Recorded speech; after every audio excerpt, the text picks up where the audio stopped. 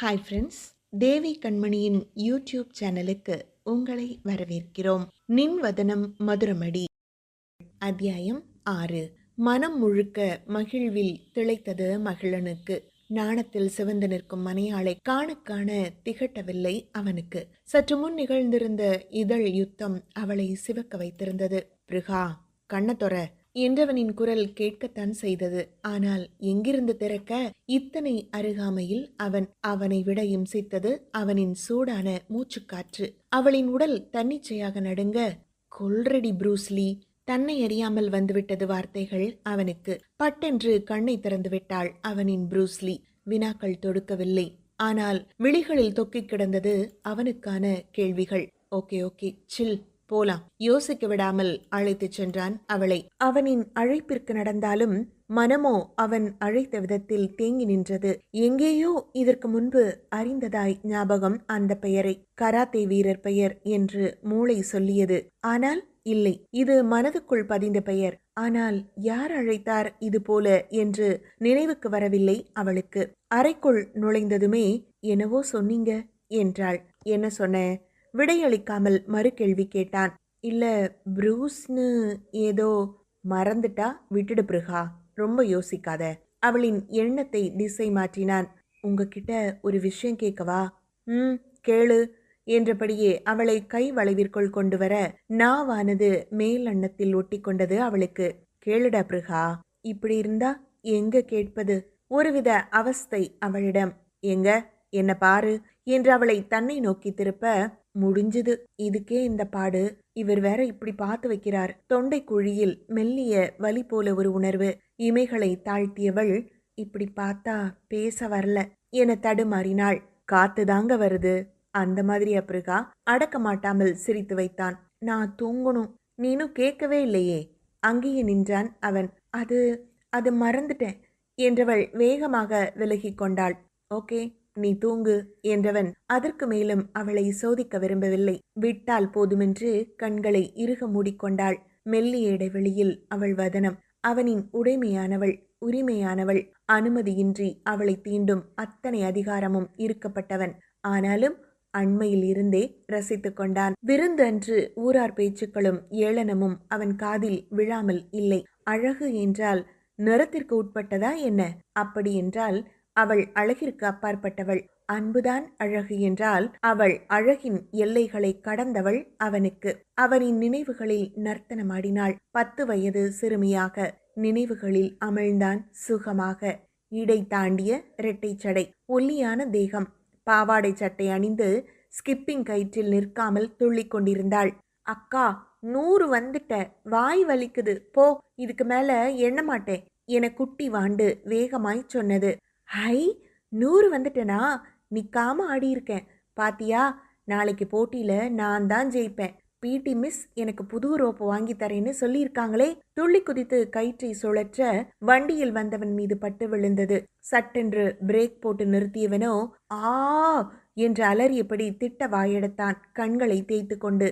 அதற்குள் அவள் அழ தயாராகி இருந்தாள். அச்சோ, தெரியாம பட்டுடுச்சு, வலிக்குதா? சாரிண்ணா, சாரி சாரி, நிஜமா சாரி, நான் வேணும்னு செய்யல. கதறி அழுதை விட்டாள்.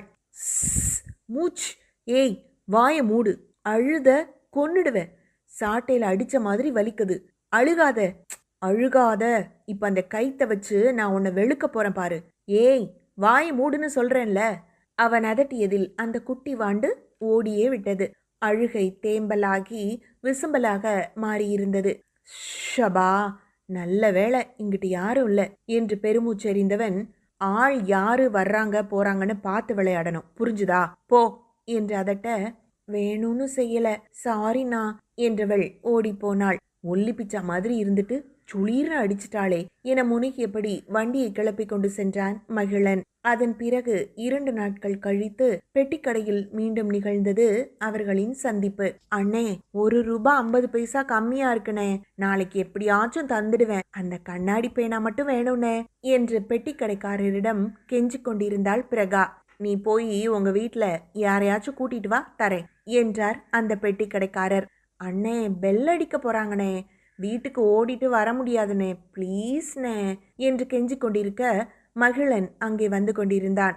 வாங்க சின்னையா, என்ன கடப்பக்கம், ஏதாச்சும் வேணும்னா சொல்லி விட்டுருக்கலாமே, கொண்டு வந்து தந்திருப்பேனே என்று பதறியவர், இந்தா பொண்ணே ஓடு, பள்ளிக்கூடம் மணி அடிச்சிட்டாங்க என்று அவளை விரட்ட, உதடு பிதுக்கி கொண்டு அங்கிருந்து செல்லவும் முடியாமல் நிற்கவும் முடியாமல் தடுமாறினாள் பிரகா. ஸ்கூல் பசங்களுக்கு தேவையானதை வாங்கி வைக்காம என்ன பெட்டிக்கடை வச்சிருக்க நீ, எது கேட்டாலும் இல்லைன்னு சொல்றியா என்று கேட்க, இல்ல சின்னையா, பேப்பர் தீந்து போச்சு, மழைனால டவுனுக்கு போவல, அதான் என்று தலையை சொரிந்தவர், ஏய் பாப்பா, உன்னை போ சொன்னேல என்று அதட்ட அவளும் வேகமாக நகர்ந்தாள். ஏய் நில்லு என மகிழன் குரல் கொடுக்கவும் சட்டென்று நின்று விட்டாள். நீ அந்த ஸ்கிப்பிங் கயிறு பொண்ணு தானே, ஸ்கூல் போகாம என்ன பண்ற என்று கடின குரலிலேயே கேட்கவும் பயந்து போய் நின்றவள், பேனா பேனா வாங்க என்றாள். வாங்கிட்டியா? இல்ல, காசு கம்மியா இருக்கு, பரீட்சை வேற என்று அழுது விடுபவள் போல சொல்ல அவன் முகத்தில் மெல்லிய முறுவல். அது கேட்ட பேனாவை கொடுங்க என்று சொல்லவே கடைக்காரர் பேனாவை எடுத்து வைத்தார். பரீட்சை இருந்தா பேனா எல்லாம் முன்னாடியே வாங்க மாட்டியா? ஆமா, எத்தனாவது படிக்கிற என்று கேட்க, 5வது படிக்கிறேன், என் பேனாவை அண்ணன் உடைச்சிட்டான், அது கசியுது அதான் என்று பேசியவள் நிமிரவே இல்லை. சரி சரி வாங்கிட்டு போ என்றவன் கடைக்காரரிடம், சாயங்காலம் பேப்பர் வந்துடும், பசங்க பரீட்சை நேரத்துல கேட்கறத வாங்கி வைங்க, ஒரு கடை தானே இருக்கு என்று கூற, சரி தம்பி என்றார். பாப்பா சீக்கிரம் எடு, ஸ்கூல் பெல் அடிக்க போறாங்க என்றதும் கண்ணாடி வைத்த பேனாவை வாங்கி கொண்டாள். தேங்க்ஸ் அண்ணா என்று மகிழனிடம் கூறியவள், மிச்ச காசு நாளைக்கு தந்துடுறேன் என்றாள் வேகமாக. அப்படியா, எங்க பார்த்து தருவ? நாளைக்கு நான் ஊருக்கு போயிருவேனே என்றான் வேண்டுமென்றே. கடைக்கார அண்ணங்கிட்ட தரேன், நீங்க வாங்கிக்கிறீங்களா? நீயே ஞாபகம் வச்சு நான் ஊர்ல இருந்து வந்ததும் தர்ற என்றான் அவளது விழிகளின் உருட்டலை பார்த்தபடி. எப்ப வருவீங்க? 3 மாசம் கழிச்சு. 3 மாசமா என்று வாய் பிளந்தவள், நான் நோட்ல எழுதி வச்சுக்கிறேன், இல்ல பென்சில் டப்பாவில் எழுதிக்கிறேன். ஜியாமெட்ரி பாக்ஸை வாயில் கடித்து திறந்து அதில் எழுதி வைத்தாள். சரி சரி போ, பரீட்சை நல்லா எழுதணும் என்றவன், ஓய் பொண்ணே, உன் பேர் என்ன என்றதும், கிங் பிரிகா, இல்ல பிரகல்ய வதனி, 5th C என்றாள். ஓ Prika, nice name, all the best, போயிட்டு வா என்று அனுப்பியவன், சில்லி கேர்ள் என்று சிரித்தபடி கிளம்பிவிட்டான். மீண்டும் குடுகுடுவென்று மூச்சிறைக்க ஓடி வந்தவள் அவன் வண்டிக்கு எதிரே வந்து நின்று விட்டாள். ஏய் லூசு, இப்படியா வந்து நிப்பாங்க, இடிச்சிருந்தா என்ன ஆவறது என்று திட்டிவிட்டான் அவள் வந்து நின்ற படப்படப்பில். இல்ல, அன்னைக்கு அடிப்பட்டது சரியா போச்சுன்னு கேட்கலனா, அதான் ஓடி வந்தேன். சரியாயிடுச்சா? மருந்து போட்டிங்களா? வீங்கிடுச்சா? மூச்சிறைக்க கேட்டவளை மெல்லிய சிரிப்புடன் பார்த்துவிட்டு, ரொம்ப சீக்கிரம் கேட்டுட்டப்போ என்றான் கிண்டலாக. அது சாரி, மறந்து போயிட்டேன், வலிக்குதா என்று கேட்க, ஆமான்னா என்ன செய்வ? அவளிடம் வம்பு வளர்க்கவே தோன்றியது அவனுக்கு. அது இந்த மருந்து போட்டா வலி போயிரும். கையில் இருந்த குட்டி கோடாலி தைலத்தை நீட்ட அதில் பாதி தீர்ந்திருந்தது. இது வெளிநாட்டு தைலம், எல்லா வலியும் கேட்கும், நீங்க தடவிக்கோங்க என்று கொடுத்தவளை அப்போதுதான் நன்கு கவனித்தான். ஒல்லியான தேகத்தில் தொளதொளவென்று பள்ளி சீருடை, இருக்கிற முடியை வளைத்து நெளித்து ரெட்டைச்சடை போட்டிருந்தாள். நெற்றியில் கோபுரம் போல சிவப்பு சாந்து பொட்டு, வியர்வையில் பாதி மூக்கு வரை வழிந்திருந்தது. காதில் வெள்ளை பாசி போல ஒரு குட்டி தோடு, கையில் வளையல் எல்லாம் இல்லை, சிகப்பு கயிறு ஒன்றுதான் கட்டியிருந்தாள். கண்ணுக்கு மையிட்டது போல கீழிமை கருப்பாகவே இருந்தது. குட்டி கண்ணுக்கு அது எடுப்பாகவே இருந்தது. அவள் கையில் இருந்த தைலத்தை வாங்கி கொள்ளவும் பெல் அடிக்கவும் சரியாக இருந்தது. பெல் அடிச்சிட்டாங்க, நான் போயிட்டு வரேன், மறக்காம போடுங்க கத்திக்கொண்டே ஓடி போனாள். காத்து மாதிரி பறந்துட்டா. குட்டியா இருக்கு வாண்டு, சாப்பிடுமோ சாப்பிடாதோ என எண்ணியபடி அவளின் கவனிப்பை மெச்சியபடி போய்விட்டான். அதுதான் அவர்களது சந்திப்பு. அதன் பிறகு பெரிதான சந்திப்பு இல்லை. 5ஆம் வகுப்பு வரை இருந்த அந்த பள்ளியில் முதல் மதிப்பெண் பெற்றிருந்தாள். பள்ளி முழுவதும் அவளுக்கு யாரோ பேனா வாங்கி தந்திருந்தாங்களாம், அதான் ஃபர்ஸ்ட் மார்க் எடுத்தாளாம் என்ற செய்தி தீயாய் பரவி இருந்தது. மகிழனுக்கு ஒரே சிரிப்பு இந்த விஷயத்தை கேள்விப்பட்டு. அவளை பார்த்தால் வாழ்த்து தெரிவிக்க வேண்டும் என்று நினைத்து கொண்டான். 1 மாதத்திற்கு பிறகு பள்ளியில் மாற்றுச் சான்றிதழ் வாங்கும்போதுதான் அவளை பார்த்தான். ஏய் நீ என்ன பெயரு என்று அவளிடமே கேட்டு வைக்க, ஹா ப்ரூஸ்லி என்று துடுக்காய் கூறிவிட்டு செல்ல அவனுக்கு அத்தனை சிரிப்பு.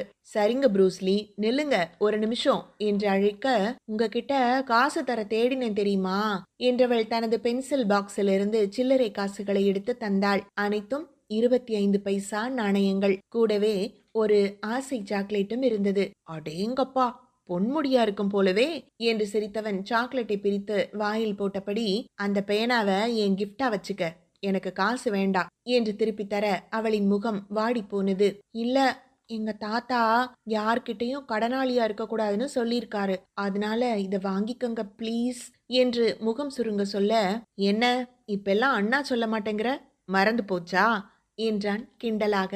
அது வந்து, உங்களை அப்படி கூப்பிடக்கூடாதான், சின்னையா வாங்க போங்கன்னு சொல்லணுமா, என் ஃப்ரெண்டு கீர்த்தி சொன்னா என்று கூற, ஐயா கொய்யான்லாம் சொல்ல வேண்டாம், அந்த காசை நான் வாங்கிக்கிறேன், நல்லா படிக்கணும் என்ன, ஆமா எந்த ஸ்கூல் போக போற என அவளிடம் பேச்சு வளர்த்தான். அவனுக்கு அது நிரம்ப பிடித்தது.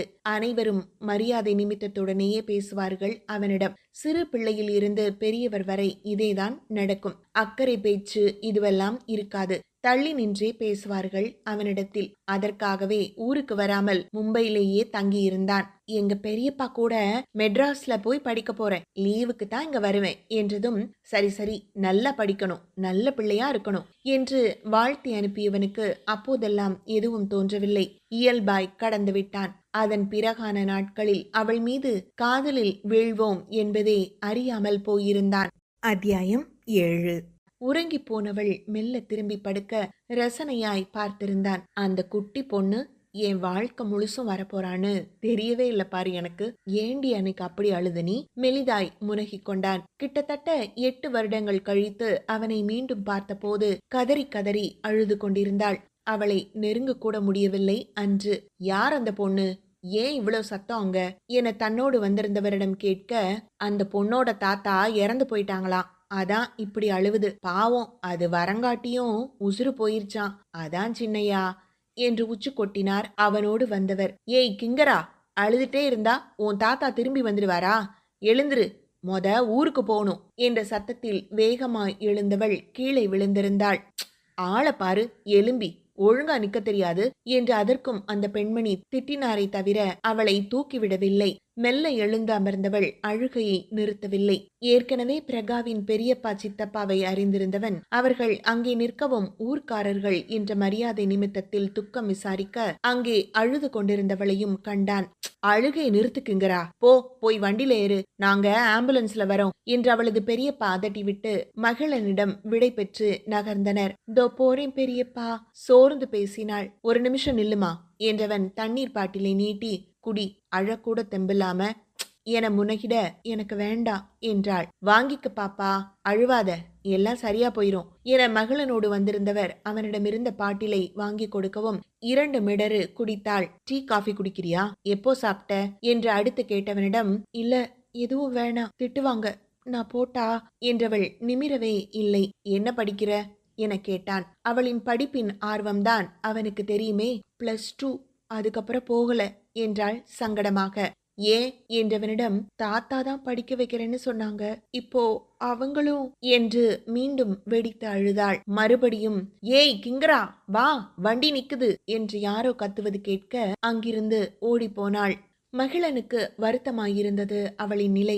இறுதிச் சடங்கில் மரியாதை நிமித்தமாக கலந்து கொண்டவனுக்கு அவளின் நிலையை கண்கொண்டு பார்க்க இயலவில்லை. அவளை ஆறுதல் படுத்த கூட தருணியை தவிர அங்கே யாரும் இல்லை. அவள் அழுகையை பார்த்து கொண்டு அதற்கு மேலும் அங்கிருக்க முடியவில்லை அவனால். கிளம்ப எத்தனிக்கையில், பிரேதத்தை எடுத்துடலாம், நேரமாகிவிட்டது என்று கூறவும் அங்கேயே இருந்தாக வேண்டிய நிலை அவனுக்கு. வீதியின் முற்றத்திற்கு பெண்களோடு வந்தவளுக்கு அத்தனை அழுகை. முகமே வீங்கிவிட்டிருந்தது பெண்ணவளுக்கு. அடுத்த சில வாரத்திலேயே சென்னை கல்லூரி ஒன்றில் அவளுக்கு சீட் கிடைக்க வைத்து அதற்கான பணத்தையும் அவனே கட்டினான். 3 வருடத்திற்கு உண்டானதையும் கட்டிவிட சற்று நிம்மதியாக படித்தாள். மற்ற செலவுகளுக்கு அவ்வப்போது தருணியின் உதவி கிடைத்தது.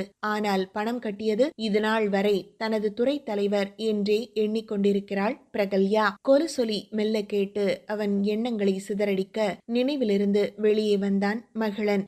ஏன் எழுந்துட்ட பிறகா, தூங்கே, நேரம் இருக்கே என்றவனிடம், தூக்கம் வரல என்று எழுந்து கொண்டாள். அவளது தினசரி பழக்கம் அது. அதனால் அதிகாலை விழிப்பு.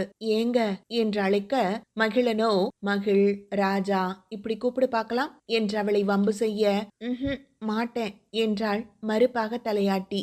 சரி, என்ன விஷயம் சொல்லு? உங்களுக்கு நானே சமைக்கவா? நேற்றிலிருந்து யோசித்த விஷயத்தை கேட்டே விட்டாள். ம். செய்யலாமே.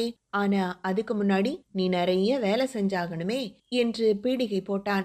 எதுவா இருந்தாலும் செஞ்சிடுவேன் என்றாள் உற்சாகம் பீரிட. ஓ! சூப்பர். அப்போ ரெடியா இரு. வேலை என்னன்னு சொல்றேன் என்றவன் எழுந்து போய்விட, என்ன வேலையா இருக்கும் என யோசித்துக் கொண்டிருந்தாள் அவள். பிருகா, ரெடியாருன்னு சொன்னேனே. தூரத்திலிருந்து மகளனின் குரல் ஒலிக்க வேகமாக குளியலறை புகுந்தாள். அவளோடு சேர்ந்து அவனது சிரிப்பொலியும் உள் நுழைந்தது. குளித்து முடித்து தயாராகி வெளியே வரவும் வாசலில் சிலரின் பேச்சு சத்தம் கேட்கவும் சரியாக இருந்தது. யார் வந்திருக்கா? இவ்வளவு சத்தம் என்று யோசித்தபடி செல்ல அங்கே ஆட்கள் டெம்போவிலிருந்து பொருட்களை இறக்கிக் கொண்டிருந்தனர். யார் வரப்போறா? சாமானெல்லாம் வந்திறங்குது என மெல்லிய குரலில் கேட்க, வந்ததும் நீயே தெரிஞ்சுக்கோ. எனக்காக சமைக்கிறேன்னு சொன்னியே, இனிமே நீதான் சமைக்கணும் எனக்காக என்றான் புதிராக. சிறிது நேரத்தில் எல்லாம் சுமித்ரா தேவி தன் குடும்பத்தினருடன் வந்து இறங்கிவிட்டார். வெகு வருடங்களுக்கு பிறகு இங்கே வருகிறார். பழைய நினைவுகள் நெஞ்சில் நிழலாடியது. பொங்கி வந்த கண்ணீரை துடைத்தபடி மகிழனை பார்க்க அவனோ முகத்தை வேறு பக்கம் திருப்பிக் கொண்டான். மனம் வலித்ததுதான் அவருக்கு. ஆனால் என்ன செய்வது? தன் வலியை விட அவன் வலி பெரியதாயிற்றே. பிரகா முகம் மலர்ந்து வரவேற்றாள். வாங்கத்த, தருணிக்கா வாங்க, உள்ள வாங்க என்று சந்தோஷிக்க, தருணியோ ஒரு ஒட்ட வைத்த சிரிப்புடன் நிறுத்தி கொண்டாள். இன்னும் கொஞ்ச நேரத்துல ஆடிட்டர் வந்துடுவார். லாயரையும் வர சொல்லியிருக்கேன். அதனால இங்கே இருங்க என்றான் பொதுவாக. தம்பி, இதெல்லாம் ஏன் அவசர அவசரமா என்று சுமித்ரா தயங்கிட, அவசரமா இல்ல, அவசியமா செய்ய வேண்டியது என்று முடித்து கொண்டான். சிறிது நேரத்தில் எல்லாம் வக்கீலும் ஆடிட்டரும் வந்துவிட்டனர். வாங்க சார், எல்லாம் ரெடி தானே என கேட்க அவரும் ஆமோதிப்பாய் தலையசைத்தார். அவனது தாத்தா எழுதி வைத்த கணக்கு வழக்கில் இருந்து அதன் பிறகு இவன் தலையிட்டு செய்த தொழில்கள், லாப நட்ட கணக்குகள் எல்லாம் அங்கே காட்சிப்படுத்தப்பட தருணிக்கும் பிரகாவிற்கும் எதுவும் புரியவில்லை. இது நாள் வரைக்கும் இருந்த எல்லா கணக்கும் இந்த நோட்ல இருக்குமா? நீங்களும் மாதா மாதம் பாக்குறதுதான். இருந்தாலும் தம்பி எல்லார் முன்னாடியும் சொல்லிடலாம்னு சொன்னார். அதான் எடுத்துட்டு வந்தேன் என்றார் ஆடிட்டர். வழக்கறிஞரும் தான் வந்த விஷயத்தை எடுத்துரைத்தார். சொத்துக்கள், வீடு எல்லாம் உங்க பையன் மகேந்திரன் பேர்ல மாத்தி எழுத சொல்லியிருந்தாருமா. எல்லாம் மாத்தி எழுதி டாக்குமெண்ட் ரெடி பண்ணியிருக்கேன். நீங்க பத்திர ஆபீஸ் வந்தா எல்லாம் முடிச்சிடலாம் என்றார். எல்லானா? தம்பி, அப்போ உனக்குன்னு என்று நான் தழுதழுக்க கேட்ட சுமித்ராவிற்கு அழுகை பீரிட்டது. இதெல்லாம் எப்பவோ முடிவு செஞ்சதுதான். இதெல்லாம் வச்சுக்கிற உரிமை எனக்கு கிடையாது. என்ன நீங்க வற்புறுத்தவும் முடியாது என முடித்து கொண்டான். எத்தனை இறுக்கம், எத்தனை அழுத்தம்! அவனை இப்படியெல்லாம் மாற்றியது நான் தானே, என் தவறுதானே. குமைந்து போனார் சுமித்ரா. அண்ணா, எல்லாத்தையும் 2 பங்கா கூட போடுங்க. இப்படி மொத்தமா தரணுமா? அப்போ என்ன நீங்க தம்பியா நினைக்கல, அப்படித்தானே? மகேந்திரன் வருத்தமாக கேட்க மகிழனிடம் அமைதிதான் குடிக்கொண்டிருந்தது. மகேன், தம்பிய எதுவும் சொல்லாத. அவருக்கு இதுதான் சந்தோஷம்னா இதை செய்யட்டும், தடுக்காத என சுமித்ரா உறுதிபட சொல்ல மகேன் அடுத்து பேசவில்லை. தருணிக்கோ இவ என்ன பைத்தியமா? இத்தனை சொத்துக்களையும் அனாமத்தா எழுதி கொடுக்கறானே என தோன்றினாலும் மறு நிமிடமே இத்தனை வருடம் வீடு சொத்தை அனுபவிச்சிருக்கிறானே, எவ்வளவு சுருட்டினானோ யாருக்கு தெரியும் எனவும் நினைத்து கொண்டாள். சுமித்ராவோ வேகமாக, அப்பாவும் மாமாவும் உன்னை வீட்டை விட்டு போக கூடாதுன்னு சொல்லியிருக்காங்க. அதனால வீடு மட்டுமாவது உன் பேர்ல இருக்கட்டும் என அவனை சம்மதிக்க வைக்கும் முயற்சியில் ஈடுபட, அவனோ நான் வீட்டை விட்டு போறேன்னு சொல்லவே இல்லையே, இங்கேயே மாடியில தான் இருக்க போறேன். ஆனா அதுக்கான வாடகை பணம் உங்க அக்கவுண்டுக்கு மாசம் வந்துடும் என்றான் ஒரே போடாக. என்ன என்ற அதிர்வுற அவனோ இயல்பாக, எஸ், நானும் பிருகாவும் இங்கேதான் இருப்போம். அதுவும் என் குழந்தை பிறக்கிற வரைக்கும் தான், அவ்வளவுதான் என்றான். தம்பி, எனக்கு இவ்வளோ பெரிய தண்டனை தராதப்பா என்று சுமித்ரா கெஞ்ச அவனிடத்தில் பேரமைதி. உள்ளமோ உலைக்கலனாக கொதித்து கொண்டிருந்தது. அண்ணா, அம்மா கெஞ்சுறாங்க என்று மகேந்திரன் சங்கடமாக கேட்டுவிட, என தர்ம சங்கடத்திற்கு உள்ளாக்காதீங்க ப்ளீஸ் என்று கையெடுத்து கும்பிட்டு விட்டு மனைவியுடன் மேலே சென்று விட்டான். சுமித்ராவோ, எல்லாம் என் தப்புதான், நான் தான் அவனை இப்படி ஆக்கிட்டேன் என்று கதறினார். இந்த சொத்து பரிமாற்றத்தில் மகிழ்ச்சி அடைந்தது தருணிகா மட்டுமே. அம்மா விடுங்க, அண்ணா இங்கதானே இருக்கிறேன்னு சொல்லியிருக்காங்க, அப்புறம் என்ன? சமாதானம் செய்தான் மகேந்திரன். விஸ்வநாதன் வாயையே திறக்கவில்லை. மகிழனின் செயல் அவருக்கு பிரமிப்பை வரவழைத்திருந்தது. எத்தனை இலகுவாக தூக்கி கொடுத்து விட்டான். வேறு யாராக இருந்தாலும் இப்படி செய்திருப்பார்களா என்றால் சந்தேகம்தான். ஏன் தானே இதனை செய்திருப்போமா என்பது சந்தேகம்தான் அவருக்கு. இப்போது அவன் கொடுத்ததை ஏற்க மனமில்லைதான். ஆனால் அவனோ பெரியவர்களின் இறுதி ஆசை என வாயை அடைத்து விட்டான். சத்தமில்லாமல் துயில் கொண்டிருந்தான் மிகிரன். அறையினுள் போட்ட இரவு விளக்காய் பௌர்ணமி நிலவு ஒளி வீசிக் கொண்டிருந்தது. வேலையாட்களை வைத்து பொருள் எல்லாம் உள்ளே அடைத்து வைத்தாயிற்று. பிருகா வந்து உதவி செய்வாள் என்று தருணி எதிர்பார்த்திருக்க அவளை அழைத்து கொண்டு வெளியே கிளம்பிவிட்டான் மகிழன். வர வர ரொம்பதான் பவுசு காட்டுறா பெரியம்மா. இன்னைக்கு எனக்கு ஹெல்ப் பண்ணுவான்னு நினைச்சேன். ஆனா அவ ஜோடி போட்டுட்டு கிளம்பிட்டா தெரியுமா என்று பொறுமியவள், இனிமே அவளுக்கு கீழே தான் நாமன்னு நினைச்சு பயந்துட்டே இருந்தேன் பெரியம்மா. ஆனா மொத்த சொத்தையும் அந்த மகிழன் எழுதி தந்துடுவார்னு நினைக்கவே இல்ல என்றாள் ஆச்சரியத்துடன். சில விஷயம் கேள்விப்பட்டேன்டி தருணி, அது உண்மையானு தெரியல என்றார் அவர் பீடிகையுடன். என்ன பெரியம்மா என்று கேட்கவும், இதனாள் வரையில அந்த பையன் அந்த சொத்துக்களை அனுபவிச்சது இல்லையாமே. அங்க வேலை பாக்குறதுக்கு என்ன வருமானமோ அதைத்தான் வாங்கிப்பாராம். நாகலட்சுமி இருக்காளே, அவகிட்ட பேச்சுவாக்குல விஷயத்த வாங்கிட்டேன் என்றார். இருக்கும் பெரியம்மா என்றவள் வேறு கதை பேச துவங்கிவிட மகேந்திரன் உள்ளே நுழைந்தான். தருணி, அம்மா தனியா செஞ்சிட்டு இருக்காங்க, நீ என்ன பண்ற என சற்று குரலை உயர்த்தி கேட்க, அவ்வளவு அசட்டையாக, அதான் நாகலட்சுமி இருக்காங்களே செய்வாங்க என்றாள். தோ பாரு தரு, எல்லா வேலைகளையும் இழுத்து போட்டு செய்யணும் சொல்ல வரல. பட் அங்க நீ சூப்பர்வைசிங் பண்ற மாதிரி நின்னா கூட போதும், அம்மா சந்தோஷப்படுவாங்க. அது மட்டும் இல்லாம பெரிய குடும்பத்து மருமகள்னா இதெல்லாம் கவனிக்கணும், நீ புரியுதா? மென்மையாகவே விளக்கினான். மகி ப்ளீஸ், நான் வந்தே 4-5 நாள் தான் ஆகுது. அதுக்குள்ள அதை செய் இதை செய்ன்னு சொல்லாதீங்க. நான் இன்னும் இங்க செட் ஆகல. அப்புறம் மறு வீட்டுக்கு போக கேட்கணும், அதை அத்தை கிட்ட கேளுங்க என்றாள் சலிப்பாக. மகேந்திரன் அமைதியாக படுத்து விட்டவன், சரி கேக்குறேன். அப்படியே பிரகல்யா அண்ணியையும் அழைச்சிட்டு போக அண்ணா கிட்ட கேட்கணும் என்றான். அவளா? அவ எதுக்கு என பட்டென்று கேட்டுவிட மகேன் அதிருப்தியாக நெற்றியை சுருக்கினான்.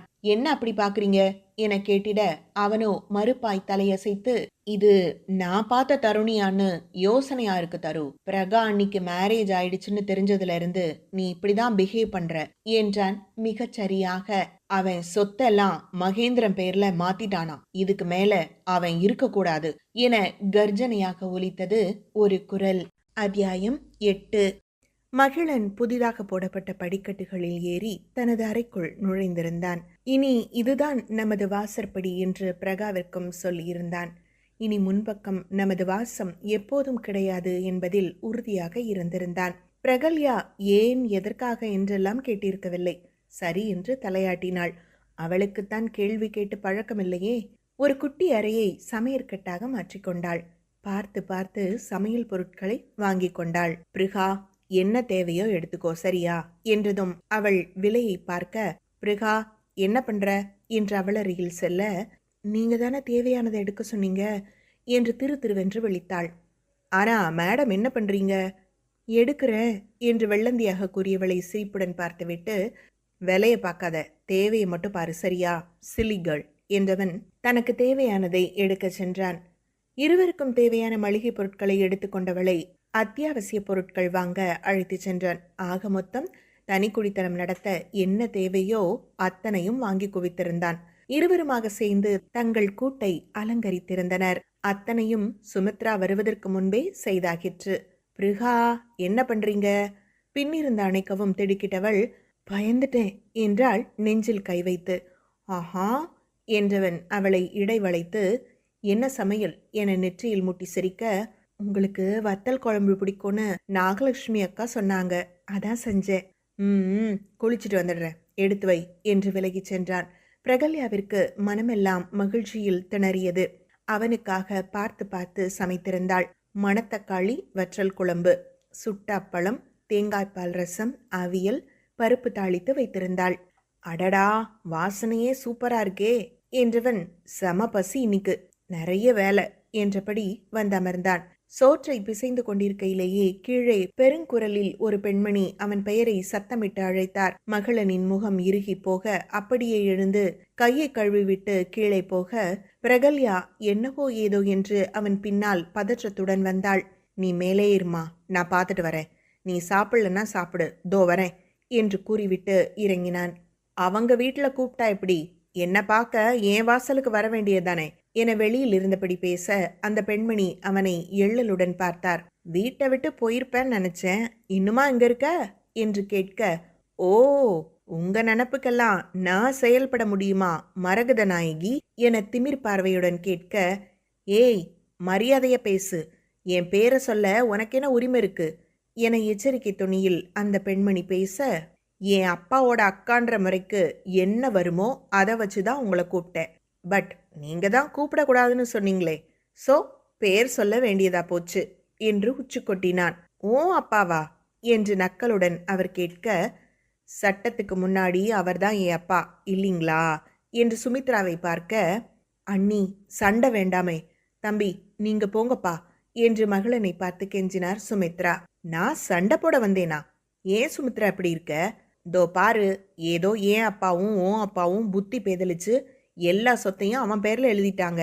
இப்ப அதான் மகேந்திரன் பேருக்கு வந்துருச்சே, இன்னும் எதுக்கு இவன் இங்க, போக சொல்லு என்றார் கடுகடுப்பாக. மகளனின் பார்வை என்ன சொல்வீர்கள் என்பதாய் சுமித்ராவை பார்த்து மீண்டது. சுமித்ரா சுதாரித்து, நான் ஏன் அண்ணி போக சொல்லணும்?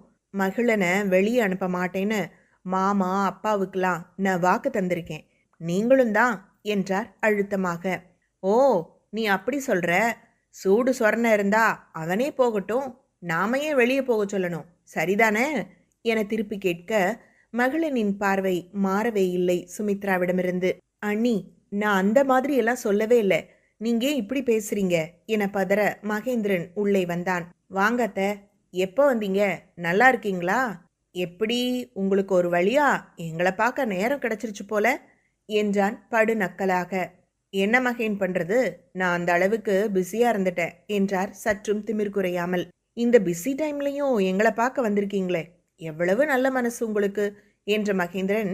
உட்காருங்க அத்த, எங்க வீட்டுல நீங்க அண்ணன் தண்ணி புழங்க மாட்டீங்கன்னு தெரியும், ஆனா பாருங்க, வந்தோரை வரவேற்று உபசரிக்கிறது எங்க பெரிய வீட்டு அரண்மனை பழக்கம் என்றபடி தண்ணீரை நீட்டினான் மகேந்திரன். மரகத நாயகி அதை வாங்கவில்லை. மகேன் தண்ணீரை டீப்பாயில் வைத்துவிட்டு, சொல்லுங்கத்த, என்ன விஷயமா வந்திருக்கீங்க? ஏதோ சொல்லிட்டு இருந்தீங்க என்று கேட்டிட மகிழன் அங்கிருந்து நகர்ந்தான். ஏய், நீ எங்க போற? இந்த வீட்டை விட்டு எப்போ போவ என்று மரகத நாயகி கத்த, என்கிட்ட கேள்வி கேட்கிற வேலையெல்லாம் இதோட நிறுத்திக்கணும். நான் உங்க அப்பா வீட்டு சொத்துல வாழல, புரியுதா? கேள்வியே கேட்கக்கூடாதுன்னா அப்போ இந்த மிரட்டல் நிச்சயம் வரக்கூடாது என்றவன் சுமித்ராவை பார்த்து, சொல்லி வைங்க என்றபடி படியேறினான். அனாத பயலுக்கு இவ்வளோ திமிராகாது, எல்லாம் இவனை ஏத்தி விட்ட எங்க அப்பாவை சொல்லணும் என்று மரகத நாயகி முணுமுணுக்க அது மகிழனுக்கு நன்றாகவே கேட்டது. சுமித்ராவை பார்த்துவிட்டு இயல்பாய் மேலே சென்று விட்டான். சுமித்ரா சங்கடப்பட்டு போனார் மரகத நாயகியின் பேச்சில். அவன் தன் பேச்சை பொருட்படுத்தவில்லை என்பதே மரகத நாயகிக்கு அவமானமாக இருந்தது. அவனை ஏதேனும் செய்தாக வேண்டும் என்று மனதில் கங்கணம் கட்டி கொண்டார். அண்ணி போதும், இதுக்கு மேல எதுவும் பேசாதீங்க என்று கையெடுத்து கும்பிட்டுவிட்டு தன்னறை புகுந்து விட்டார் சுமித்ரா. வைத்துவிட்டு சென்ற உணவு அப்படியே இருந்தது. பிரகல்யா அதன் அருகிலேயே அமர்ந்திருந்தாள். ஏய் பொண்ணே, நீ சாப்பிடலையா? உன்கிட்ட என்ன சொல்லிட்டு போனேன் என்று மெலிதாய் கடிந்தவன் அவள் அருகில் நாற்காலியை போட்டு அமர்ந்தான். இல்ல, நீங்க வேற சாப்பிடலையா என்று தயங்கியவளை தலையில் மெலிதாக கொட்டி, இப்படிலாம் காத்திருக்க கூடாது சரியா? பசி வந்தா சாப்பிடணும். நான் வருவேன் தானே, ஏன் இப்படி பண்ற? சரி வா சாப்பிடலாம் என்று அழைத்தான். அவனுக்கு சூடாக பரிமாறியவள் தனக்கு அவன் வைத்துவிட்டு சென்ற உணவை எடுத்துக்கொள்ள, ஹா இதான் கூடாது, ஏன் ஆறி போனது சாப்பிட்டுட்டு இருக்க? ஒழுங்கா புதுசா எடுத்து வச்சு சாப்பிடு என்று கண்டிக்க, இது வேஸ்டா போயிடுமே, சாப்பாட்டை வேஸ்ட் பண்ணக்கூடாதுல்ல என்றதும் சூடான உணவை ஒதுக்கிவிட்டு அதையே எடுத்து உண்ண ஆரம்பித்தான். ஏன் இப்படி பண்றீங்க என்று பதறியவளை இடைநிறுத்தி, வேஸ்ட் ஆகக்கூடாது நீதானே சொன்ன என்றான். அதான் நான் சாப்பிட்றேனே என்று தட்டை பிடுங்கினாள். அவனுக்கு இந்த இயல்பும் உரிமையும் அதிகப்படியாக பிடித்தது. யார் சாப்பிட்டா என்ன பிறகா? இது இப்படி பண்றது பிடிக்கல. இடவலமாக தலையாட்டினாள். வாவ் பொண்ணே, இந்த ரியாக்ஷன் ஃபென்டாஸ்டிக் என்று சிலாகித்தான். போங்க, நீங்க கிண்டல் பண்றீங்க என்று சினிங்கிட அவள் வாயில் உணவை திணித்திருந்தான். நீங்க என்று உணவை வாயில் வைத்துக்கொண்டு பேச முற்பட வாய்மேல் விரலை வைத்து பேசாத என்று தலையாட்டி சொல்ல அமைதியாக அவன் ஊட்ட மொத்தமாய் உண்டு முடித்தாள். கீழே என்ன நடந்தது, யார் வந்தா, இதெல்லாம் கேட்க மாட்டியா பிருகா என்று அவன் கேட்க, எனக்கு அவசியம் தெரியணும்னா நீங்களே சொல்லியிருப்பீங்களே என பதிலுக்கு கேட்டவளை அன்பொழுக பார்த்தான். கீழே இருக்கிறவங்களோட ரிலேஷன் பிருகா என்று சொன்னவன் அங்கு நடந்ததை எதுவும் கூறவில்லை. வீணான மன அழுத்தம் அவளுக்கு எதற்கு என்று விட்டுவிட்டான். இருவருக்கும் படுக்கை விரித்தவள் ஒரு ஓரமாய் படுத்திட புன்னகைதான் மகிழனின் இதழ்களில். பள்ளிதான் சுபத்துல ஒட்டிக்குமா என்று நமட்டு சிரிப்பு சிரித்தான். கீழே இத்தனை நேரம் கடுவன் பூனை போல உரென்று பேசியவனா இவன் என்று கேட்க தோன்றும் பார்ப்பவர்களுக்கு. இறுக்கம் குறைந்து முகத்தில் கனிவு பிறந்திருந்தது. சட்டென்று திரும்பி படுத்தாள் பிருகா. இது பள்ளி குட்டி இல்ல, என்ன சாட்டையில வெளுத்த ப்ரூஸ்லி குட்டி. மனதில் கிண்டல் செய்து சிரித்து கொண்டான். தூங்கணும் என்று அவன் கண்களை தன் கைகளால் மூடினாள், முகத்தை சுருக்கியபடி. தூங்கு பிருகா. வேகமாய் அவளது கையை எடுத்துவிட்டு சிரித்தான். நீங்க உத்து உத்து பாக்குறீங்க என்றாள். அவன் குறு குறு பார்வையின் வீரியம் தாழாது. சத்தமாய் சிரித்தான். வேகமாக அவன் வாய் மூடினாள். தன்னோடு சேர்த்து இழுத்து கொண்டு எனக்கு இது தேவை என அணைத்து கொள்ள நிமிர்ந்து அவன் முகம் நோக்கினாள். சிரிப்புடன் இருந்தாலும் முகத்தில் இருந்த அமைதியற்ற தன்மை அவளை ஏதோ செய்தது. தூங்குடா மெலிதான குரலில் உரைத்துவிட்டு கண்களை மூடினான். அவனது அணைப்பில் பாந்தமாய் ஒன்றிக் கொண்டாள். சுமித்ரா மனதளவில் உடைந்து போயிருந்தார். சுமித்ரா, நீ இப்படி உட்கார்ந்து இருக்கிறதால எதுவும் மாறப்போறதில்ல என விஸ்வநாதன் சொல்ல, அண்ணி பேசுனது சரியில்லைங்க என்றார் தவிப்புடன். அவங்க இப்படி வருவாங்கன்னு நானும் எதிர்பார்க்கல. ரெஜிஸ்ட்ரேஷன் முடிஞ்சு ஒரு நாள் ஆகிறதுக்குள்ள அவங்களுக்கு நியூஸ் போயிருக்குன்னா இங்கிருந்து யாரோ தகவல் சொல்றாங்கன்னு அர்த்தம் என்றார். அவங்க எங்க வேணும்னாலும் ஆள் வைப்பாங்க என்ற சுமித்ரா, மகிழன் அவனை இனிதான் கவனமா பார்த்துக்கணும் என்று பெருமூச்செறிந்தார். அதே வேளையில் மரகத நாயகி தன் வீட்டில் மகிழனை கொல்ல திட்டம் தீட்டிக் கொண்டிருந்தார். அத்தியாயம் 9. அழகாய் விடிந்தது பொழுது மகிழனுக்கு. அவன் விழிகளின் எதிரே வதனியின் வதனம். கண்களை சுருக்கி அவள் விழிக்கும் அழகை காண திகட்டவில்லை அவனுக்கு. பிரகல்யாவின் விழிகளில் தெரிந்தது என்னவோ மகிழனின் புன்னகை முகம்தான். தன்னிச்சையாக அவள் கை அவன் முகத்தில் படர்ந்தது. நெற்றியில் மெல்ல வருடி கன்னத்தில் பதித்திருந்தாள் அவளது விரல்களை. மெல்ல மலர்த்திய விழிகளில் ரசனை தொக்கி நிற்க, இதழ்களோ புன்னகையை சுமந்திருந்தது. வதனிமா, இம்ப்ரெஸ் பண்ற, காலையின் காதல், அப்பப்பா முடியல என்று சிலித்து உணர்ந்து சொல்ல பட்டன சுயம் வந்தாள் பிரகல்ய வதனி. நான் என்றவள் எழமுற்பட, டா பொண்ணே, ரசிக்க விடு, இத ஃபீல் பண்ண விடு என்று அழுந்த பிடித்து கொண்டான். தனிமேல கரைஞ்ச என் வாழ்க்கை ஏதோ ஒரு பிடிப்புக்குள்ள வந்த மாதிரி இருக்குடா பிருகா, ஏதாவது சொல்லேன் என்றான் உளமாற. உங்ககிட்ட ஒரு விஷயம் பேசணும், பேசவா என்று முதன்முறையாக பேச விழைந்தாள். பேசுடா, பட் ஃப்ரெஷ் ஆயிட்டு பேசுவோம் என்று எழுந்து கொண்டவன் அவளையும் தூக்கிவிட்டான். இன்னைக்கு வயலுக்கு போகல என்று கேட்டுக்கொண்டே போர்வை மடிக்க, இல்லம்மா, நேத்தே வேலை முடிஞ்சுது, இன்னைக்கு பிருகாவுக்கு தான் என் நேரம் எல்லாம் என்று குளியலறைக்குள் சென்று விட்டான். பிருகா அவனை போல ஒரு முறை சொல்லி பார்த்து சிரித்தாள். ஏனோ அவன் உரைக்கும் போது அவள் பெயரே அழகாயிருப்பது போல தோன்றும். சில நாட்களாய் கேட்காத கிங்கரா என்ற அழைப்பும் பிருகா மட்டும் சுற்றி வரும் இந்த நினைவும் அவ்வளவு ரம்யமாக இருந்தது அவளுக்கு. கண்ணாடியில் முகம் பார்த்தாள். காதலான அவன் பார்வையில் சிரிப்பு இன்னும் மறையாமல் இருந்தது அவள் முகத்தில். அழகா இருக்க பிருகா என்று தன்னைத்தானே சொல்லிக் கொண்டாள். இன்னமும் அவளுக்கு சந்தேகம்தான். எப்படி இவ்வளவு சீக்கிரம் இவரோடு ஒட்டி கொண்டோம் என்று. திடீர் திருமணம், ஆனால் அப்படி தெரியவே இல்லை எனக்கு. ஏதோ ரொம்ப வருஷம் பார்த்து பேசி பழகி இப்போ கல்யாணம் பண்ணிக்கிட்டது போல தோணுது என்று நினைத்து கொண்டாள். இவங்களை நாம எங்கேயோ மீட் பண்ண மாதிரியே தோணுதுல பிறகா. எங்கேயோ பார்த்துருக்கோம், சின்ன பிள்ளையில எதுவும் பார்த்துருப்போமோ, இருக்கும் என்று தனக்குத்தானே பேசியபடி வேலையை கவனிக்க சென்றாள். மாடிப்படிகளில் இறங்கி அந்த வாசலில் கோலமிட்டு செல்ல மகேந்திரன் நடைபயிற்சி முடித்துவிட்டு வீட்டினுள் நுழைந்திருந்தான். மணி 6 தொட்டு மீண்டது. தருணி இன்னும் எழுந்து வரவில்லை. சுமித்ரா தான் சமையலறைக்குள் நின்றிருந்தார். காஃபி கொடுங்கம்மா என்றபடி சோஃபாவில் அமர்ந்தவன் முகத்தை துடைத்தான். தருணிக்கு ரூமுக்கு எடுத்துட்டு போறியா மகேன் என்றதும் சுள்ளென கோபம் வந்துவிட்டது அவனுக்கு.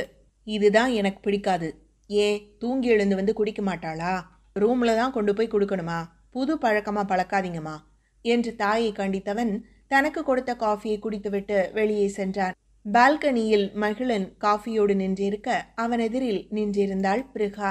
ஓய் பொண்ணே, காஃபியை குடி, என் முகத்துல என்ன இருக்கு என்று அவன் சிரிக்க தன்னிச்சையாக தலை தாழ்ந்தாள். அவள் தாடை நிமிர்த்தி தன் புருவம் உயர்த்தி என்ன என்று கேட்க அதற்கும் வெட்கம்தான் அவளிடம். ஒரு காஃபி போட்டு தந்தது குத்தமா? வெக்கப்பட்டுட்டே இருக்கியே, சொல்லிட்டு வெக்கப்படலாம்ல என்று அவளை கிண்டல் செய்து கொண்டே இருந்தான். உங்களை என்று கையில் தட்டியவள், கிண்டல் பண்றீங்க என்றாள் புகார் போல. ஏய் வலிக்குது என்று பொய்யாக உதறியவன் அவளை தன் அருகில் இழுத்திருந்தான். ஏண்டா அடுத்தவன் வைத்திருச்சல கொட்டிக்கிற, கண்ணு பட போகுதுடா மகிழா. விழி விரித்து அவனை நோக்கியவள், வெளியே வச்சு என்ன பண்றீங்க? அச்சோ உங்க தம்பி என்று முனகியபடி அவன் பிடியிலிருந்து தப்பித்து ஓடிவிட்டாள். ஏய் ப்ரூஸ்லி, சட்டன வந்துவிட்டது அவளது செல்ல பெயர். எவன் பார்த்தா எனக்கென்ன என்ற மனநிலையில்தான் மகளன் இருந்தான். மகேந்திரனுக்கோ ஒரு பக்கம் சங்கடம், மறுபக்கம் சந்தோஷம், ஏக்கம் வேறு பிடித்து கொண்டது. சட்டன இயல்பிற்கு வந்தவன், அண்ணனே காஃபி போட்டு தராரு, உனக்கு கொண்டு போய் தர வலிக்குதாடா மகேன்? நேத்து நைட்டே பீரியட்ஸ்ன்னு சொன்னான், பாவம் என்று தன்னை கடிந்து கொண்டவன் தாயிடம் சென்றிருந்தான் மனைவிக்காக காஃபியை வாங்க. சுமித்ரா சமையலறையில் நிற்க நாகலட்சுமி அவருக்கு உதவி கொண்டிருந்தார். மா காஃபி வேணும் என்றான் வாசற்படியில் நின்று. இப்பதானே மகன் குடிச்ச என்று சந்தேகமாய் கேட்க, எனக்கில்ல தருணிக்கு என்று சொல்லவும் சுமித்ரா வியப்புடன் பார்த்து, யாரோ இங்க வந்து குடிக்க சொன்னாங்க, அவங்கள நீ பாத்திய நாகு என்று கிண்டல் செய்ய நாகலட்சுமி வாயை மூடி சிரித்தார்.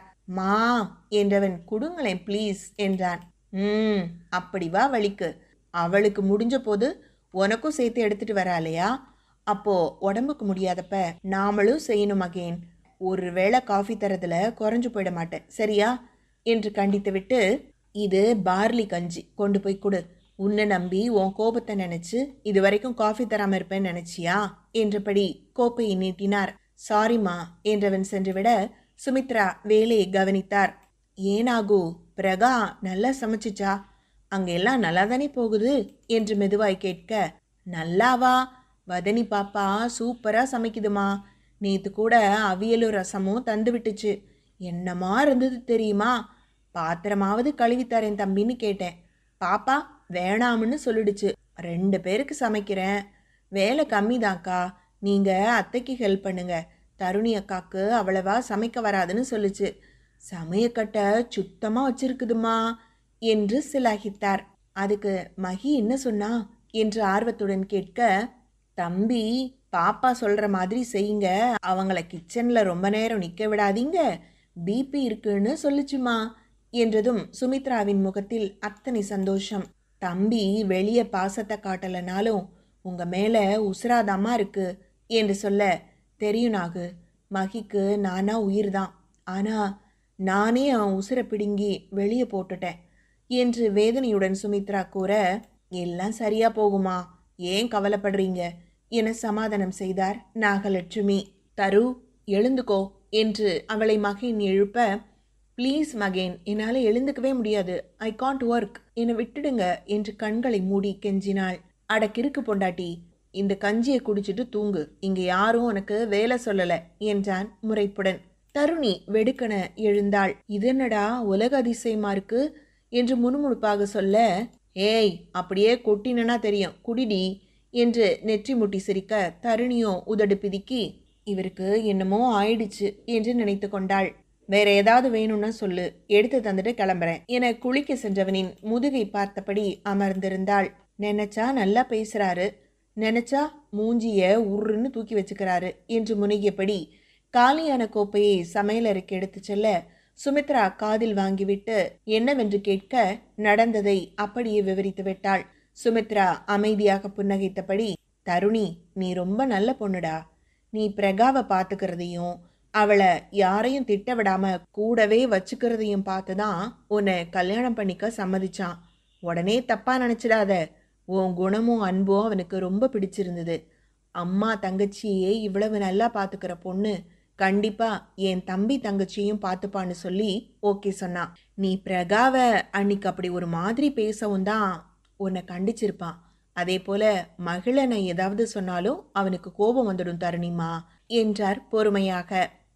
அத்தை, நானும் அவளை திட்டணும்னு நினைக்கல, உங்களுக்கு எப்படி சொல்றது, லைக் ஃபார் எக்ஸாம்பிள், நாகலட்சுமி உங்களுக்கு முதலாளிய வந்தா நீங்க எந்த மாதிரி ஃபீல் ஆவீங்களோ அதே போல தான் என் மனநிலையும் இருக்கு.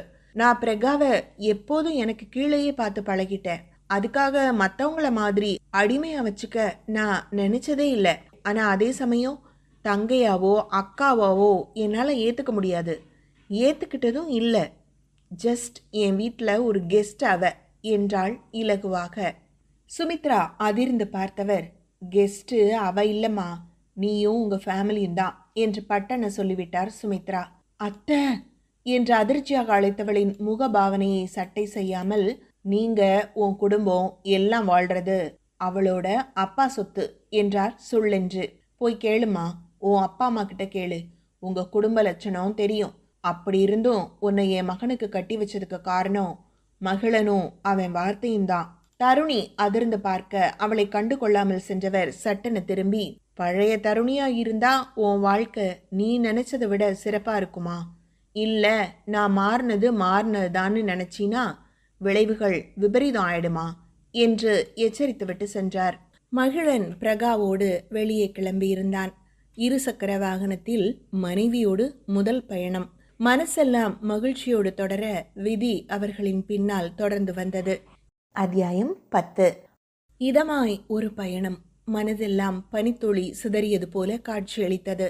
பிருகாவிற்கு இது முதல் இருசக்கர வாகன பயணம், ஒரு ஆடவனோடு. இதற்கு முன்பு தருணியோடு சென்னையின் போக்குவரத்து நெரிசலான சாலைகளில் பயணித்திருக்கிறாள், அவ்வளவே. டி நகரில் உள்ள ஆடையகங்களை அலசி ஆராய்ந்து ஆடை எடுத்து கொடுப்பாள் தருணி. தனக்கென்று எடுக்கும்போது மலிவு விலை ஆடைகளை எடுத்து அவளுக்கும் தந்திடுவாள். அதுவே பெரிதாய் தோன்றும் வதனிக்கு. தாத்தா இருந்தவரை சில ஆயிரங்களில் குறைந்து அவள் ஆடை அணிந்ததே இல்லை எனலாம். தாத்தா ஆணாக இருந்தாலும் பேத்திக்கு ஆடைகளை தெரிவு செய்வதில் வல்லவர். அதற்கு பொருத்தமான அணிகலன்களும் இடம்பெறும். பண்டிகை நாட்களில் அது தங்கமாகவோ வெள்ளியாகவோ நிச்சயம் இருக்கும். தாத்தா போனார், தங்கமும் வைரமும் இடம் மாறி போனது. பைத்தியக்கார பெண்ணுக்கு தங்கம் வைரம் போனால் கூட பரவாயில்லை, தங்கும் இடமும் தனக்கு பாதுகாப்பும் கிடைக்கிறதே என விட்டுவிட்டாள். இன்று தனக்கென்று பார்த்து பார்த்து செய்யும் ஆண்மகன். அன்பாய் அரவணைப்பாய் பழகும் மந்திரன். கட்டி போடுகிறான் காதல் வார்த்தையில். சத்தமின்றி சிரிக்கிறாள் அவனது சங்கேத பாஷைகளில். விழிகள் ஊமை நாடகம் நடத்துகிறது உணர்வெனும் குவியல்களில் கொளித்து. எங்கே போகிறோம் என்று கேட்கவில்லை அவள். என்னவன் அழைத்தால் எங்கேயும் போவேன். அத்தனை ஸ்திரமான நம்பிக்கை அவன் பால் விதைத்திருந்தான் மகிழன். சில நாள்தான், ஆனாலும் ஜென்ம ஜென்மமாய் பழகிய அனுபவத்தை தந்துவிட்டான். பிருகா, எங்க போறோன்னு கேட்க மாட்டியா? அவன் குரலில் சுயம் வந்தவள். எங்க வேணும்னாலும் போகலாம், நீங்க வர்றீங்களே என்று கூறிவிட்டாள். மனதின் மயக்கம் மாறாமல் சிலிர்த்து விட்டான் அவள் வார்த்தைகளில். பட்டென்று வண்டி நின்று விட்டது. ஏன் நிறுத்திட்டாங்க? அவள் யோசிப்பதற்குள் அவளின் கன்னம் அவன் இதழ் ஈரத்தை உணர்ந்தது. வாவ் பொண்ணே, மகளன் இம்ப்ரெஸ் ஆயிட்டா என்று சிரிக்க வேகமாய் சுற்றம் பார்த்தாள். யாரேனும் பார்த்திருப்பார்களோ என்று. நல்ல வேளையாக யாருமில்லா சாலையாக இருந்தது. வெளியே வச்சு என கோபம் போல சொன்னாலும் சின்னங்களாய்த்தான் சொல்ல முடிந்தது அவளால். நாம இப்போ பிருந்தாவனம்னு ஒரு இடத்துக்கு போறோம் என்றான் அமைதியாக. ஏதாவது தோட்டமா இருக்கும் என்று நினைத்து கொண்டவள் சரி போகலாம் என்று தலையசைத்து விட்டாள். மீண்டும் இருசக்கர வாகனம் கருப்பு நிற காகிதத்தில் அளவுகோல் வைத்து கோடு போட்டது போல நேராக பயணித்தது. பின்னே ஒரு சுமோ அவர்களது வண்டியை பின்தொடர்ந்து வருவது உணராமல், மா எங்க போய் தொலைஞ்ச, எத்தனை தடவை கூப்பிடுறது என்று கத்திவிட்டாள் தருணி. ஏய் ஏண்டி இத்தனை சத்தம் போடுற? மாடிக்கு போன, போனு சத்தம் கேட்கல என்றார் அவர் கடுப்பாக. நாம இருக்கோமே வீடு, அது யாருது என்றாள் நேரடியாக. லூசா நீ, நம்ம வீடுதான், வேற யாருது என்றார் சூழல் புரியாமல். அந்த வீடு நம்மளுதா இல்ல பிரகாவோடதா என்று கேட்க எதிர்முனையில் சட்டென்று ஒரு பதற்றம் அவருக்கு. உடனே சுதாரித்தவர், இதனடி கேனத்தனமா கேட்டுட்டு இருக்க? கிங்கரா வீடும் தான், அவ இங்கதானே இருந்தா என்றார். நான் கேட்க வர்றது புரியுதா இல்லையா? மென்டல் மாதிரி பதில் சொன்ன எனக்கு கெட்ட கோவம் வந்துடும். அந்த வீடு ஏன் அப்பாவதா பிரகா அப்பாவதா என்று கேட்கவும் சில நொடி கழித்து கிங்கரா அப்பாவோடதுதான் என்றார். அப்போ வயல் எல்லாம் அதுவும் அவங்களதுதான். ஏன் இப்ப இந்த கேள்வி கேட்குற? அந்த கிங்கரா எதுவும் சொன்னாளா? இத்தனை நாளும் அடங்கி இருந்துட்டு இப்ப பேசுறாளா அவ என்று மறுபக்கம் பொரிய, பிரகாவுக்கு எதுவும் தெரியாது, என் மாமியார் சொன்னாங்க என்றதும் திக்கென்றிருந்தது அவருக்கு. அவங்களுக்கு எப்படிடி தெரியும்? ஒருவேளை இவ சொல்லியிருப்பாளோ என்று வியப்புடன் கேட்க, மா, அவங்க இந்த ஊரோட பெரிய வீட்டு மருமக, அவங்களுக்கு தெரியாம எப்படி இருக்கும்? எனக்கு அதெல்லாம் தேவையில்ல, நீ சொல்லு. பிரகாவோட அப்பாவுக்கு வீடு நிலம் எல்லாம் சொந்தம்னா அப்போ நமக்கு எதுவும் கிடையாதா? அது ஏன் அப்படி? தாத்தா ஓரவஞ்சனை பண்ணிட்டாரா என்று கோபத்துடன் கேட்க, ம் என் வயிற்றுச்சில கலப்பாத தருணி. உங்க தாத்தா 3 மகன்களுக்கும் சமமாதான் வீடு நிலமெல்லாம் பிரிச்சாரு. ஒரு கல்யாணம் பண்ணுவாரு, வீடு கட்டி அவங்கள உட்கார வச்சிடுவாரு. மூத்தவருக்கு மேக்கால தெரு வீடும், நமக்கு அதுக்கு 4 வீடு தாண்டி ஒரு இடத்துல வீடும் கட்டி தந்தாரு. இளையவரு அதான் கிங்கர அப்பாவுக்கு கல்யாணம் முடிஞ்சதும் அவரால ஓட்டு வீடு தான் போட்டு தர முடிஞ்சது. அந்த மனுஷன் எதுவும் சொல்லாம அங்கே குடியேறிட்டாரு. உங்க தாத்தா மூத்தாரு வீட்டுல தான் இருந்தாரு என்றார். சரி, அப்புறம் என்னாச்சு என்று அவசரமாக கேட்க, என்ன ஆச்சா? எல்லாம் நாசமா போச்சு. உங்க அப்பனுக்கு தந்த வீட்டை அந்த ஆளு குடிச்சு ரேஸ்ல விட்டுட்டாரு. ரேஸா? அட ஆமாண்டி, இந்த குதிரை ரேஸா, அதுல அழிச்சிட்டாரு.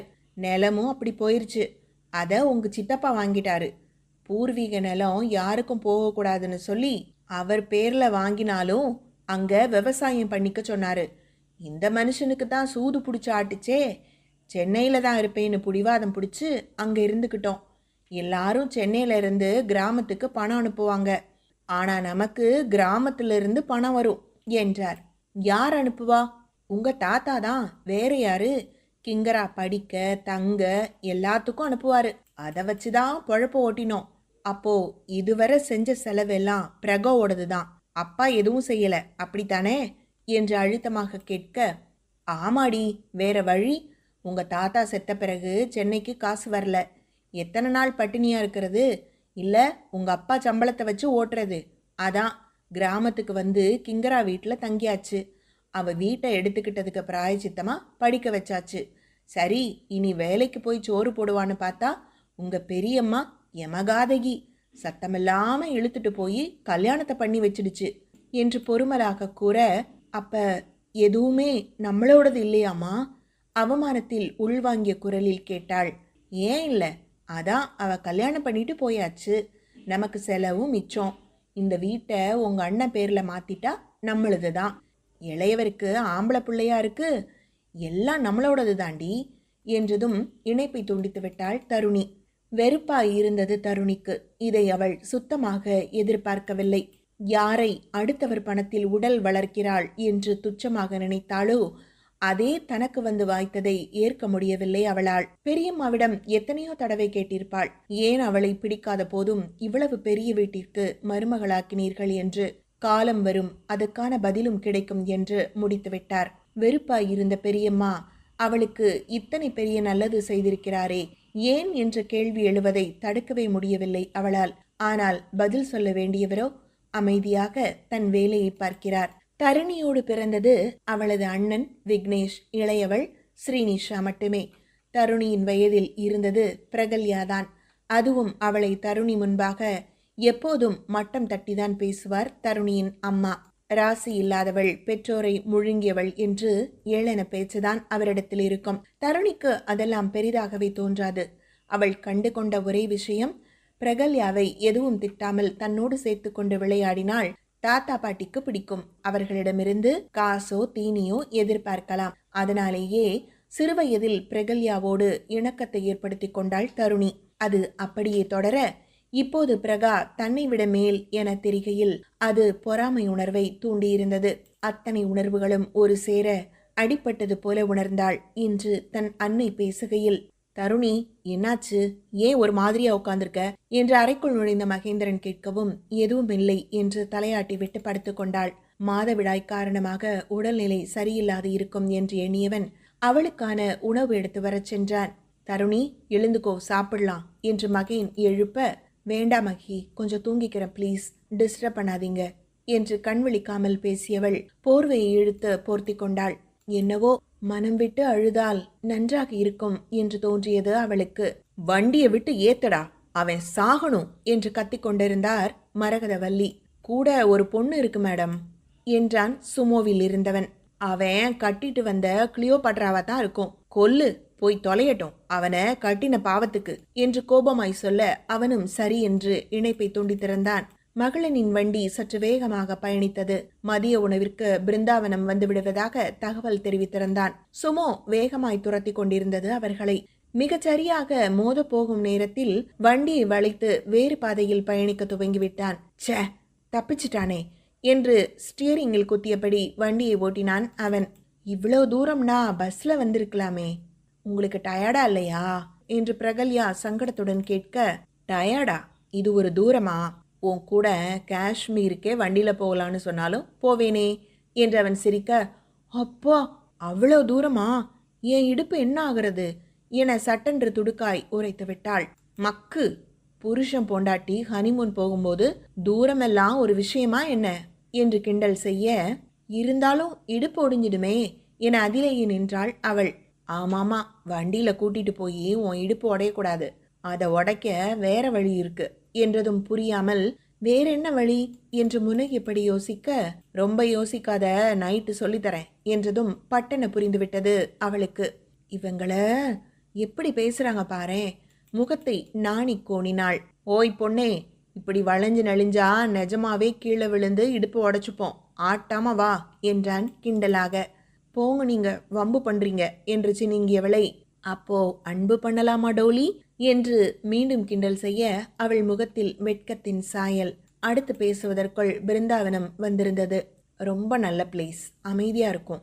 நான் இங்கே தான் 5 வயசு வரைக்கும் இருந்தேன் என்றான் இயல்பாக. 5 வயசு வரைக்கும் இங்கேயே என்று விழிவிரித்து யோசித்தபடி வரவே பிருந்தாவனம் அன்பு இல்லம் என்ற பலகை அவர்களை வரவேற்றது.